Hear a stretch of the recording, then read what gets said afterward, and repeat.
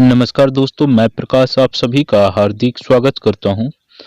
Laxmikant book का भारतीय राज्य व्यवस्था का हमने पहला क्लास जो अपलोड किया है, उसमें हमने देखा था 1833 का चार्टर अधिनियम पूरा कंप्लीट करवा चुके थे और आप लोगों से बोला था कि 1853 का चार्टर अधिनियम आगे करेंगे और जानेंगे। हम जहाँ तक कोशिश करेंगे इस वीडियो में, हम भारत शासन अधिनियम 1919 तक की बात करेंगे। और सबसे पहले देखते हैं 1853 का चार्टर अधिनियम। तो इसमें क्या कहा गया? 1793 से 1853 के दौरान ब्रिटिश संसद द्वारा पारित किए गए चार्टर अधिनियमों की श्रृंखला में यह अंतिम अधिनियम था। जो ये अधिनियम है 1853 का, यह अंतिम अधिनियम था और संवैधानिक विकास की दृष्टि से यह अधिनियम एक महत्वपूर्ण अधिनियम था।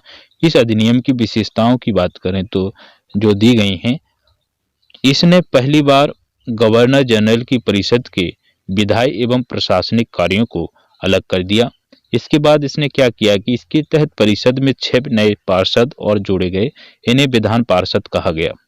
दूसरे शब्दों में इसने गवर्नर जनरल के लिए नई विधान परिषद का गठन किया, जिसे भारतीय विधान परिषद कहा गया, यानी केंद्रीय विधान परिषद कहा गया।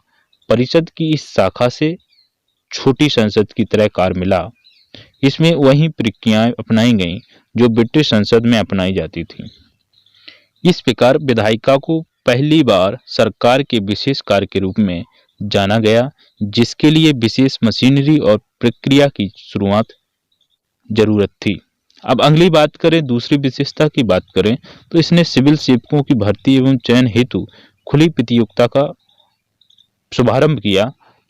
देखो, चार्टर अधिनियम 1833 में खुली प्रतियोगिता के लिए बात कही गई थी, लेकिन निदेशक मंडल के प्रावधान के कारण उसको निरस्त कर दिया गया था।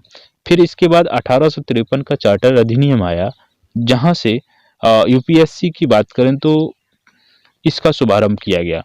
इस प्रकार विशिष्ट सिविल सेवा भारतीय नागरिकों के लिए भी खोल दी गई और इसके लिए 1854 में भारतीय सिविल सेवा के संबंध में मैकाले समिति की नियुक्ति की गई। ओके, तो 1854 की बात करें तो मैकाले समिति का गठन किया गया। इसके बाद बात करें हम कि जैसे यहाँ देख पा रहे हैं, कौन सी समिति है? मैकाले समिति, इसका गठन किया गया 1854 में। ठीक है, तो बात कही गई है कि 1853 का चार्टर अधिनियम है। इस अधिनियम के द्वारा क्या किया गया कि सिविल सेवकों की खुली प्रतियोगिता का शुभारंभ हुआ। लेकिन 1833 में जो चार्टर अधिनियम आया था, उसके द्वारा ही सिविल सेवकों यानी यूपीएससी की, यूनियन पब्लिक सर्विस कमीशन का शुभारंभ किया गया था। लेकिन निदेशक मंडल या डायरेक्टर्स बोर्ड के द्वारा उसका प्रावधान निरस्त कर दिया गया था। लेकिन जो 1853 का चार्टर अधिनियम आया, इसी के द्वारा ही यूपीएससी का खुली प्रतियोगिता की व्यवस्था का शुभारंभ किया गया और इसमें भारतीयों के लिए भी इस व्यवस्था का पूर्ण तरीके से शुभारंभ किया गया और इसके लिए मैकाले समिति की नियुक्ति की गई। इसके बाद बात करें, इसने कंपनी के शासन को विस्तारित कर दिया और भारतीय क्षेत्र को इंग्लैंड राजशाही के विशाल के तहत कब्जे में रखने का अधिकार दिया। लेकिन पूर्व अधिनियमों के विपरीत इसमें किसी निश्चित समय का निर्धारण नहीं किया गया था। इससे स्पष्ट था कि संसद द्वारा कंपनी का शासन किसी भी समय समाप्त किया जा सकता था। ओके, तो इसमें क्या कहा गया कि कंपनी के शासन को विस्तारित कर दिया गया इसके द्वारा, इस चार्टर के द्वारा, 1853 के चार्टर द्वारा, और भारतीय क्षेत्र को इंग्लैंड राजशाही के विश्वास के तहत कब्जे में रखने का अधिकार दिया गया। और लेकिन पूर्व अधिनियमों की बात करें तो इसमें विपरीत किसी निश्चित समय का निर्धारण नहीं किया गया था। इससे स्पष्ट था कि संसद द्वारा कंपनी का शासन किसी भी समय समाप्त किया जा सकता था, ऐसी बात कही गई। अगला है जो फोर्थ है, इसका विशेषता चार्टर अधिनियम 1853 की, इसने प्रथम बार भारतीय केंद्रीय विधान परिषद में स्थानीय प्रतिनिधित्व प्रारंभ किया। पहली बार, प्रथम बार भारतीय केंद्रीय विधान परिषद में स्थानीय प्रतिनिधित्व प्रारंभ किया और गवर्नर जनरल की परिषद में 6 नए सदस्यों में से 4 का चुनाव बंगाल, मद्रास और बम्बई और आगरा की स्थानीय प्रांतीय सरकारों द्वारा किया जाना था। क्या किया गया इसमें, ये है जो ये वाला पार्ट, ये इतना। इसमें फोर्थ जो विशेषता है, इसमें कहा गया कि इसने प्रथम बार भारतीय केंद्रीय विधान परिषद में स्थानीय प्रतिनिधित्व प्रारंभ किया और गवर्नर जनरल की परिषद में 6 नए सदस्यों में से 4 का चुनाव किया, जो वो कहाँ कहाँ से थे, बंगाल से, मद्रास से, बम्बई से, आगरा, इन जगह से स्थानीय प्रांतीय सरकारों द्वारा इनका चयन किया गया। ओके, इस प्रकार से इसमें बात हो जाती है, यानी चार्टर अधिनियम 1853 हो जाता है। अब बात हम करें तो ताज का शासन की बात करें तो 1858 से स्टार्ट हुआ था ये और 1947 तक चला। और 1858 का भारत शासन अधिनियम की बात करें तो 1858 से जो ताज का शासन चला, तो इसके अंतर्गत ही बहुत से अधिनियम पारित हुए, जिसमें से भारत शासन अधिनियम 1858 है। इस महत्वपूर्ण कानून का निर्माण 1857 के विद्रोह के बाद किया गया, जिसे भारत का प्रथम स्वतंत्रता संग्राम या सिपाही विद्रोह भी कहा जाता है। भारत के शासन को अच्छा बनाने वाला अधिनियम नाम के प्रसिद्ध इस कानून ने ईस्ट इंडिया कंपनी को समाप्त कर दिया और गवर्नरों, क्षेत्रों और राजस्व संबंधी शक्तियां ब्रिटिश राजशाही को हस्तांतरित कर दी गईं। इसमें यही हुआ कि देखो, जो अधिनियम, इस अधिनियम के द्वारा 1858 का भारत शासन अधिनियम आया, इसमें क्या किया गया कि भारत के शासन को अच्छा बनाने वाला अधिनियम नाम इसको दिया गया।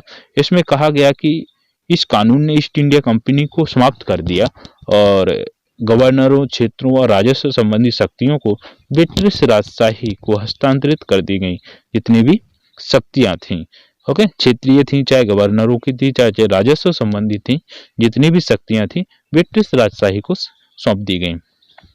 अब इसकी भी विशेषताएं थी, तो विशेषताओं की बात करें तो अधिनियम की विशेषताएं, तो इसके तहत भारत का शासन सीधे महारानी विक्टोरिया के अधीन चला गया और गवर्नर जनरल का पदनाम बदलकर 1858 के बाद, देखो जब 1773 का रेगुलेटिंग एक्ट था तो उसमें बंगाल का गवर्नर था।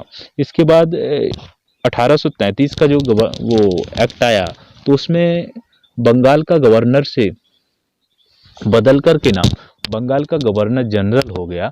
इसके बाद बात करें बंगाल का गवर्नर जनरल से भारत का गवर्नर जनरल बना।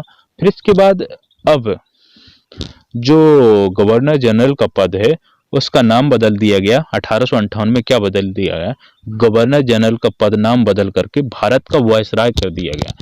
तो वह वायसराय भारत में ब्रिटिश ताज का प्रत्यक्ष प्रतिनिधि बन गया। ओके, जो भी वायसराय बना पहला, वह क्या हुआ कि ब्रिटिश ताज का प्रत्यक्ष प्रतिनिधि बन गया डायरेक्टली, और लॉर्ड कैनिंग भारत में प्रथम वायसराय बने। तो यहाँ पे बात ये है कि भारत के प्रथम वायसराय किसको बनाया गया, तो लॉर्ड कैनिंग को भारत के प्रथम वायसराय के नाम से जाना जाता है। और प्रथम बंगाल के गवर्नर थे वॉरेन हेस्टिंग्स, और गवर्नर जनरल भी थे वॉरेन हेस्टिंग। भारत के गवर्नर जनरल की बात करें तो लॉर्ड विलियम बेंटिंग थे। और अब इसके बाद बात करें भारत के प्रथम वायसराय की, तो वायसराय की बात करें तो कौन थे, लॉर्ड कैनिंग।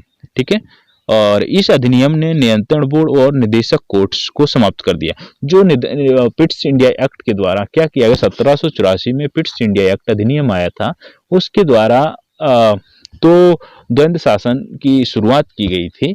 तो उसमें क्या किया गया था, निदेशक मंडल को और नियंत्रण बोर्ड को अलग अलग कर दिया गया था और द्वंद्व शासन की स्थापना हुई थी, यानी शुरुआत हुई थी।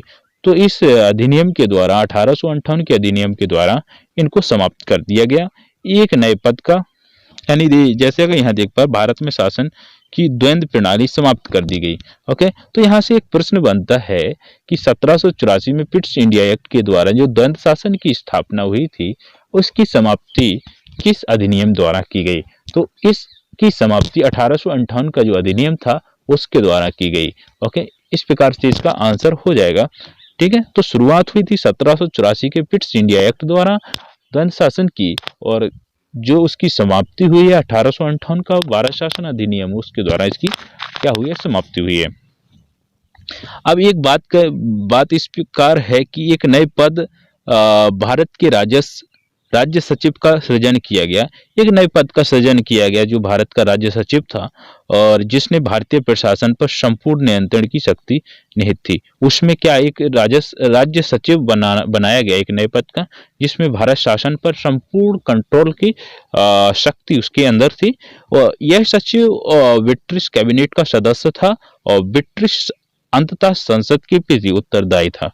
ओके, तो एक सचिव का भारतीय सचिव का एक पद नया निकाला गया और इस सचिव के पास पूरा कंट्रोल था भारतीय राजस्व का, भारतीय प्रशासन का, नियंत्रण का।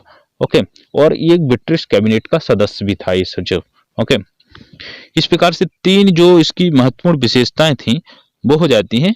और जो अगली विशेषता की बात करें तो भारत सचिव की सहायता के लिए, अब जो भारत सचिव बनाया गया, भारतीय सचिव बनाया गया, उसकी सहायता के लिए 15 सदस्यीय परिषद का भी गठन किया गया, जो एक सलाहकार समिति थी। परिषद का अध्यक्ष और भारत सचिव को बनाया गया जो अध्यक्ष था, जो परिषद है। देखो, एक नए इस 1858 का जो अधिनियम आया, इस अधिनियम के द्वारा एक क्या किया गया, एक नए पद का सृजन किया गया जो भारतीय सचिव था, भारतीय राज्य सचिव। वो क्या था कि वो भारत के जितने भी प्रशासनिक कार्य हैं वो उसके कंट्रोल में थे, उसकी सभी शक्तियां थी। और उस सचिव को क्या था कि वो ब्रिटिश कैबिनेट का एक सदस्य भी था और उसके पास एक पूरा कंट्रोल था भारत प्रशासन का। ओके, लेकिन इसके साथ ही साथ ये देखें कि उसकी हेल्प के लिए क्या किया गया, 15 सदस्यीय परिषद का निर्माण करवाया गया जिसमें 15 सदस्य थे। और अब इसके लिए क्या किया गया कि एक सलाहकार समिति बनाई गई। अब इस सलाहकार समिति के अध्यक्ष की बात करें तो वो सचिव है, जो भारतीय सचिव है उसको इसका अध्यक्ष बनाया गया।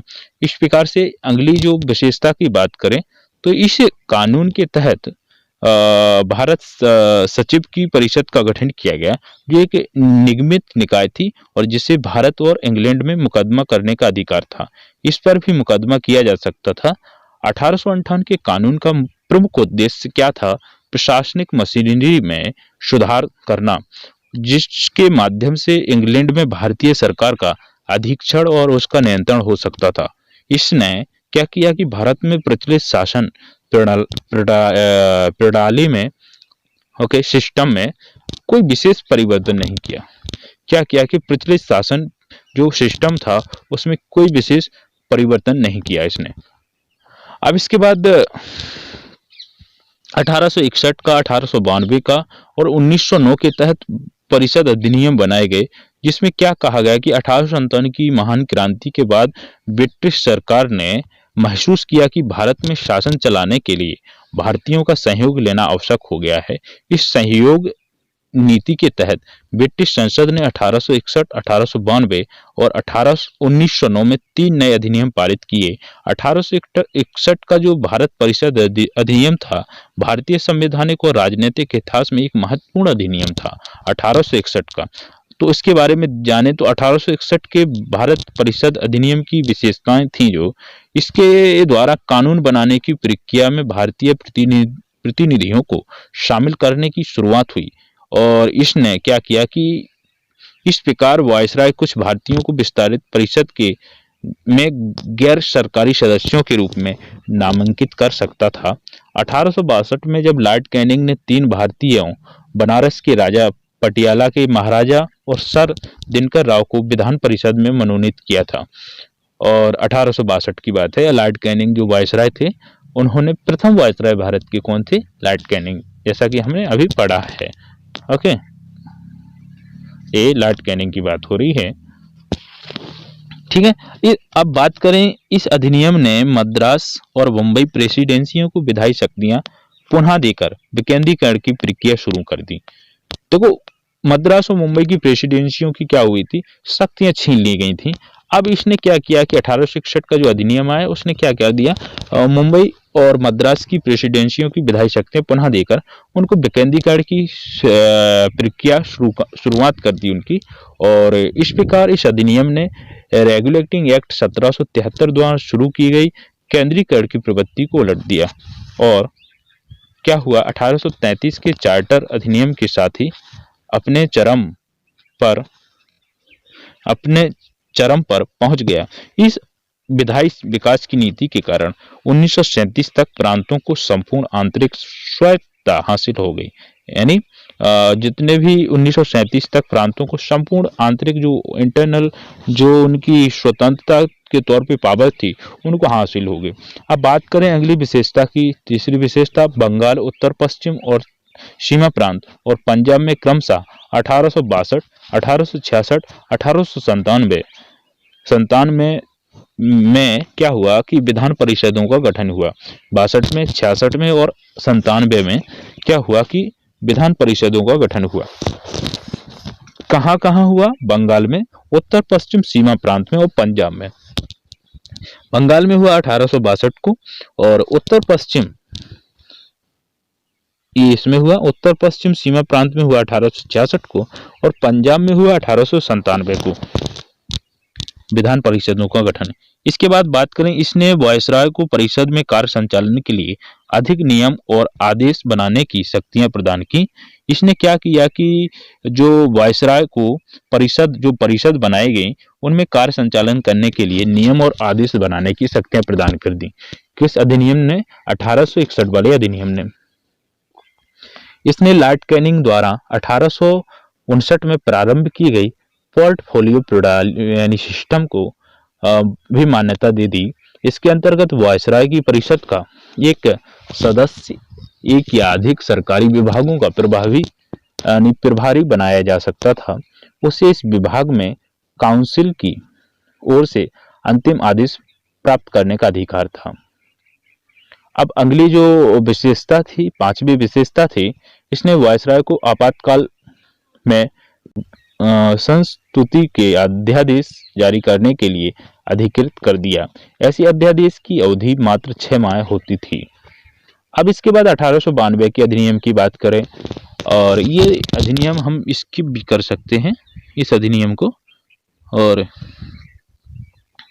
इस अधिनियम को हम स्किप भी कर सकते हैं इस वाले को, और ओके, यदि टाइम हो तो पढ़ सकते हो आप। हमारा जो प्रमुख अधिनियम है उसकी बात कर लेते हैं। जैसे बात करें कि सांप्रदायिक निर्वाचक के जनक के रूप में किसको जाना गया, तो लॉर्ड मिंटो को सांप्रदायिक निर्वाचक जनक के रूप में जाना गया। यहां से एक प्रश्न बनता है, लॉर्ड मिंटो को सांप्रदायिक निर्वाचक जनक के रूप में जाना जाता है। ओके, अब हम बात करते हैं अगला जो अधिनियम है हमारा, भारत शासन अधिनियम 1919। ये बहुत प्रमुख अधिनियम है, इसके बारे में बात कर लेते हैं। 1909 के अधिनियम की विशेषताओं की बात करें तो देखो, लॉर्ड मिंटो सुधार के नाम से भी इसको जाना था, ये हम देख लेते हैं। फिर इसके बाद 1919 का अधिनियम देखेंगे।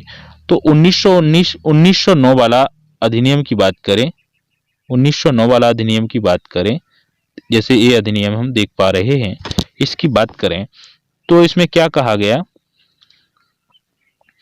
कि इस अधिनियम को माले मिंटो सुधार के नाम से भी जाना जाता है। जो ये अधिनियम है इसको किस नाम से जाना जाता है? माले मिंटो सुधार के नाम से जाना जाता है।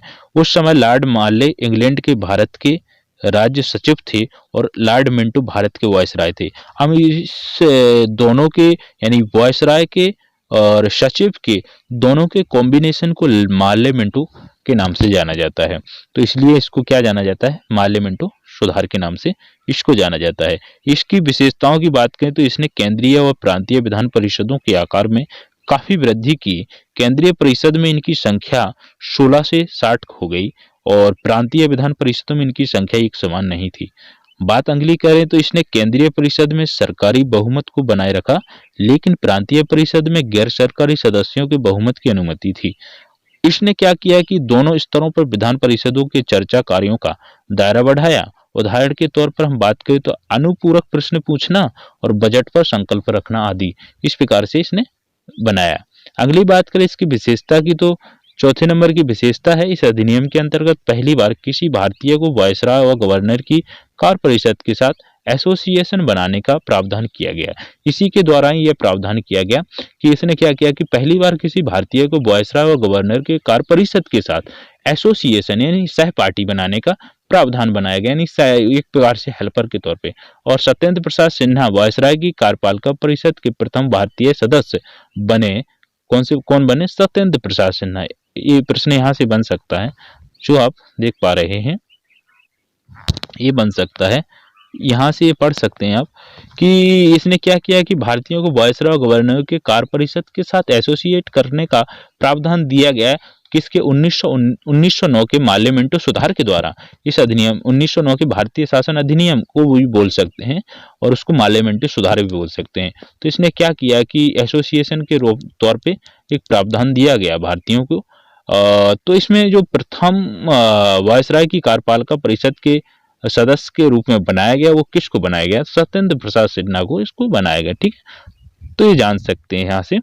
और अगली बात करें, इस अधिनियम ने पृथक निर्वाचन के आधार पर मुस्लिमों के लिए प्रांतीय मुस्लिमों के लिए सांप्रदायिक प्रतिनिधित्व का प्रावधान किया। इसके अंतर्गत मुस्लिम सदस्यों का चुनाव मुस्लिम मतदाता ही कर सकते थे। इस प्रकार इस अधिनियम ने सांप्रदायिकता को वैधानिकता प्रदान की और लॉर्ड मिंटो को सांप्रदायिक निर्वाचक के जनक के रूप में जाना जाता है। ये यहाँ से प्रश्न बन जाता है, जैसा कि इससे पहले मैंने बताया है। इसने presidency, corporation, chambers of commerce, विश्वविद्यालयों और जमींदारों के लिए अलग प्रतिनिधित्व का भी प्रावधान किया। इस प्रकार से 1909 का अधिनियम हो जाता है। अब 1919 वाला अधिनियम हम देख लेते हैं। काफी बड़ा है ये और वीडियो लंबा हो जाएगा, तो ऐसा करते हैं कि 1919 वाला अधिनियम हम अगले वीडियो में बनाएंगे और जानेंगे सांप्रदायिक अवार्ड क्या है, साइमन आयोग क्या है, भारत शासन अधिनियम 1935 क्या है। इस प्रकार से हम जहां तक है कल या 2 वीडियो में हम इसको कंप्लीट कर देंगे इस चैप्टर को और मिलेंगे अगले चैप्टर में। तब तक के लिए नमस्कार, धन्यवाद।